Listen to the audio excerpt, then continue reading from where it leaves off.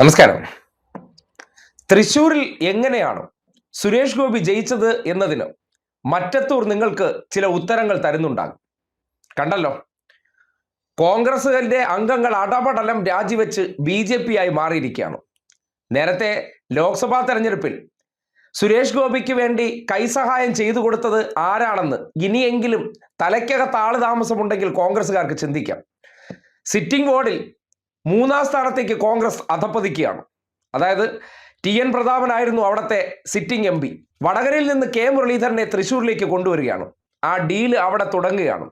നിങ്ങൾ ആലോചിക്കുക, കരുണാകരൻ്റെ മകളായിട്ടുള്ള പത്മജ വേണുഗോപാൽ BJPയിലേക്ക് പോയതിൻ്റെ ഭാഗമായിട്ട് സഹോദരനും സഹോദരിയും സമൂഹത്തിൻ്റെ മുന്നിൽ അങ്ങോട്ടും ഇങ്ങോട്ടും പരസ്യമായിട്ടും ആക്ഷേപങ്ങൾ ചൊരിയുകയാണ്. സ്വാഭാവികമായിട്ട് രാഷ്ട്രീയത്തിൽ നിൽക്കുന്ന അച്ഛൻ്റെ ലെഗസി കൊണ്ട് കടന്നു വന്ന മകനെ അവിടെ കൊണ്ടുവന്ന് നിർത്തിയത് ഒരു നേർച്ചക്കോഴിയായിട്ടാണ്.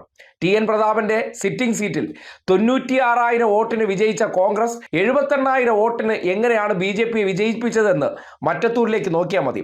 അതായത് അന്നത്തെ കൈസഹായം തിരിച്ച് BJP ഇപ്പോൾ മറിച്ചു കൊടുക്കുകയാണ്. അതുകൊണ്ടാണ് സുരേഷ് ഗോപി തൃശ്ശൂരിൽ വോട്ട് ചെയ്യാൻ പോലും പോകാത്തതും. അവിടെ ഡീലിന്റെ ഭാഗമായിട്ട് ഇനി BJPക്ക് വോട്ട് ചെയ്യേണ്ട, ആ വോട്ട് ഇനിയിപ്പോൾ തിരിച്ച് നിങ്ങൾ കോൺഗ്രസിന് കൊടുത്തോളൂ.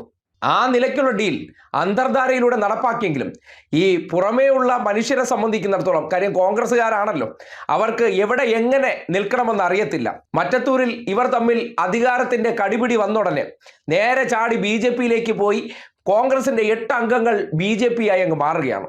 നമ്മൾ നേരത്തെ ഒരു വീഡിയോയിൽ പറഞ്ഞതുപോലെ അരുണാചൽ പ്രദേശിൽ എങ്ങനെയാണ് കോൺഗ്രസ് ഒന്നടങ്കം, ഒരു മന്ത്രിസഭ ഒന്നടങ്കം BJP ആയി മാറിയെന്ന് നമ്മൾ കണ്ടതാണ്. അതിൻ്റെ ഒരു സ്മോളർ വേർഷൻ കേരളത്തിലെ ഒരു പഞ്ചായത്തിൽ കാണുകയാണ്. എന്താണ് അത് നൽകുന്ന സൂചന? കോൺഗ്രസ്സുകാർക്ക് BJP എന്നാൽ അല്ലെങ്കിൽ NDA എന്നാൽ അയിത്തമല്ല. അയിത്തമുള്ള ഒരൊറ്റ പാർട്ടിയേ ഉള്ളൂ, ഇടതുപക്ഷം. പക്ഷേ നിങ്ങളുടെ മുന്നിലേക്ക് ഡീൽ എന്നൊക്കെ പറഞ്ഞ് പല കള്ളങ്ങളിലൂടെ, അല്ലെങ്കിൽ ജമാഅത്ത് ഇസ്ലാമിക്കാരെയും മൗദൂദികളെയും പെയ്ഡ് ആക്കിക്കൊണ്ട് നിങ്ങളുടെ മുന്നിലേക്ക് അവതരിപ്പിക്കുന്ന കഥകൾക്കപ്പുറം കേരളത്തിലെ കോൺഗ്രസ് മനസ്സുകളെല്ലാം സംഘപരിവാർ മനസ്സാണെന്നുള്ളതിൻ്റെ ഒരു യാഥാർത്ഥ്യം ഇനിയെങ്കിലും ഈ നാട്ടിലെ മതന്യൂനപക്ഷങ്ങൾ തിരിച്ചറിയണമെന്ന് പറയേണ്ടി വരികയാണ്. കാര്യം ഈ നാട് കൂടിയേ അവർക്കൊരു സുരക്ഷിത കേന്ദ്രമുള്ളൂ. അവിടെ കൂടി സുരക്ഷിത കേന്ദ്രം നഷ്ടപ്പെട്ടു കഴിഞ്ഞാൽ തൊട്ടടുത്ത സംസ്ഥാനമായിട്ടുള്ള കർണാടകയിൽ കോൺഗ്രസ് ഭരിക്കുന്നിടത്ത് എന്താണ് ന്യൂനപക്ഷങ്ങളുടെ അവസ്ഥയെന്ന് ഒന്ന് ചിന്തിച്ചാൽ മതി. എന്തായാലും തൃശ്ശൂർ പൂരത്തിന്റെ പേര് പറഞ്ഞും MR അജിത് കുമാറിന്റെ പേരൊക്കെ പറഞ്ഞ് പൂരം കലക്കൽ എന്നൊക്കെ പറഞ്ഞ് അവിടെ സുരേഷ് ഗോപിയെ വിജയിപ്പിച്ചത് ആരാണെന്ന് ചിന്തിച്ചാൽ മതി. മറ്റത്തൂർ പഞ്ചായത്തിലെ കോൺഗ്രസ്സുകാർക്കൊക്കെ BJP എന്ന് പറഞ്ഞാൽ അവർക്ക് കോൺഗ്രസിനേക്കാൾ വലിയ സ്നേഹം ഉണ്ടായിക്കഴിഞ്ഞത് അത് വെറുതെ ഉണ്ടായതല്ല, ഉണ്ടാക്കിയെടുത്തതാണ്. കാര്യം അവസരവാദപരമായിട്ട് ഇടതുപക്ഷത്തിനെതിരെ വോട്ട് ചെയ്താൽ മതി, സുരേഷ് ഗോപിക്ക് വേണ്ടപ്പോൾ സുരേഷ് ഗോപിക്കും, തിരിച്ച് നമുക്ക് വേണ്ടപ്പോൾ നമുക്ക് വേണ്ടി വോട്ട് ചെയ്യാനായിട്ട് പ്രവർത്തകരെ പരിശീലിപ്പിച്ചതിന്റെ ഭാഗമാണ് ഇപ്പോൾ കാണുന്ന കാഴ്ച. എന്തായാലും മറ്റത്തൂർ പഞ്ചായത്തിലെ ഈ കാഴ്ച കേരളം വളരെ കരുതലോടെ കാണേണ്ട കാഴ്ചയാണ്. വരും കാലങ്ങളിൽ എങ്ങനെയാണ് ഇവിടെ താമര വരും എന്ന് അവർ ആത്മവിശ്വാസം പ്രകടിപ്പിക്കുന്നു എന്ന് പറഞ്ഞാൽ അത് കോൺഗ്രസ് കൊടുത്തിരിക്കുന്ന ഉറപ്പിന്റെ അടിസ്ഥാനത്തിലാണ്. എങ്ങനെയും ഇടതുപക്ഷം താഴെ ഇറങ്ങിയാൽ മതി, ഒരു 5 വർഷത്തേക്ക് ഇപ്പോഴിരിക്കുന്ന നേതാക്കന്മാർക്ക് അധികാര കസേരയിൽ ഇരിക്കാം, അതോടുകൂടി പാർട്ടി തുലഞ്ഞാലും പ്രശ്നമില്ല, കോൺഗ്രസ് തുലഞ്ഞാലും പ്രശ്നമില്ല, ഞങ്ങളുടെ ആഗ്രഹം സബലീകരിക്കണമെന്നുള്ളത് മാത്രമാണ് ഇവരുടെ ഉള്ളിലുള്ളത്. അതുകൊണ്ട് ഞങ്ങൾക്ക് ശേഷം ഇത് BJP ആകുന്നെങ്കിൽ ആകട്ടെ, ഞങ്ങൾക്ക് ഒരു ടേൺ എങ്ങനെയെങ്കിലും ഒന്ന് ആ മന്ത്രി കസേരയും മുഖ്യമന്ത്രി കസേരയും കിട്ടിയാൽ മതി എന്ന നിലയ്ക്ക് കേരളത്തിൽ സകലമാന വിഷപ്പാമ്പുകളെയും സഖ്യമാക്കിക്കൊണ്ട് തദ്ദേശ തെരഞ്ഞെടുപ്പിൽ ഒരു വിജയം നേടിയത് കണ്ടിട്ട് ഇവിടുത്തെ ന്യൂനപക്ഷ വിഭാഗക്കാർ ഇവരുടെ പഞ്ചാര വാക്ക് കേട്ട്, ഇവരുടെ മോഹന വാഗ്ദാനങ്ങൾ കേട്ട് നിങ്ങൾ കണ്ണടച്ച് വിശ്വസിക്കുന്നെങ്കിൽ ഇവർ ഭരിച്ച ഇടങ്ങളിലെല്ലാം ഇന്ന് BJP ഭരിക്കുമ്പോൾ അവിടെ ന്യൂനപക്ഷങ്ങളുടെ അവസ്ഥ എന്താണെന്ന് മാത്രം നിങ്ങൾ ചിന്തിച്ചാൽ മതി.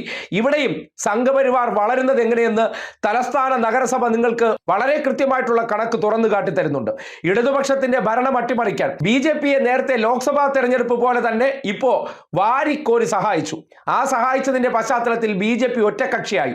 ബാക്കിയുള്ള ഇടങ്ങളിലെല്ലാം, അതായത് ഈ നഗരസഭ ഒഴിച്ച് ബാക്കിയുള്ള ഇടങ്ങളിലൊന്നും നിങ്ങൾ സഹായിക്കേണ്ട, ഇവിടെ മാത്രം നിങ്ങൾ ഞങ്ങളെ ഒന്ന് സഹായിക്കുക, ബാക്കിയുള്ളതെല്ലാം നിങ്ങൾക്ക് വേണ്ടി ഞങ്ങൾ ചെയ്തു തരാം ഈ ഉറപ്പിന്റെ അടിസ്ഥാനത്തിൽ കേരളത്തിൽ ഉണ്ടാക്കിയിരിക്കുന്ന നീക്കുപോക്ക് വരുന്ന കാലത്ത് ഒരു സർക്കാരിനെ അട്ടിമറിക്കാൻ വേണ്ടി നേരത്തെ പറഞ്ഞ പോലെ ഒരു രണ്ടാം വിമോചന സമരം എങ്ങനെയാണ് RSSുമായി ചേർന്ന് മൗദൂദികൾ, ജമാഅത്ത് ഇസ്ലാമിക്കാർ തുടങ്ങി ഈ നാട്ടിലെ സകലമാന കാസക്കാരെയും കൂട്ടുപിടിച്ച് നടത്തുന്ന ഈ പ്രവർത്തനം എന്തിനു വേണ്ടിയാണെന്ന് നിങ്ങൾക്ക് ചിന്തിക്കാവുന്നതാണ്. എത്ര ഒളിച്ചു പിടിച്ചാലും ചിലതൊക്കെ മറനീക്കി പുറത്തു വരും. ആ മറനീക്കി പുറത്തു വരുന്നത് ഈ നാടിലെ ജനങ്ങൾ അറിയേണ്ട ചില യാഥാർത്ഥ്യങ്ങളാണ്, ചില ഉദാഹരണങ്ങളാണ്. കാര്യം നിങ്ങൾക്ക് ചിന്തിക്കാനുള്ള അവസരമായിട്ടാണ് ഇത്തരം കാഴ്ചകൾ പുറത്തേക്ക് വരുന്നത്.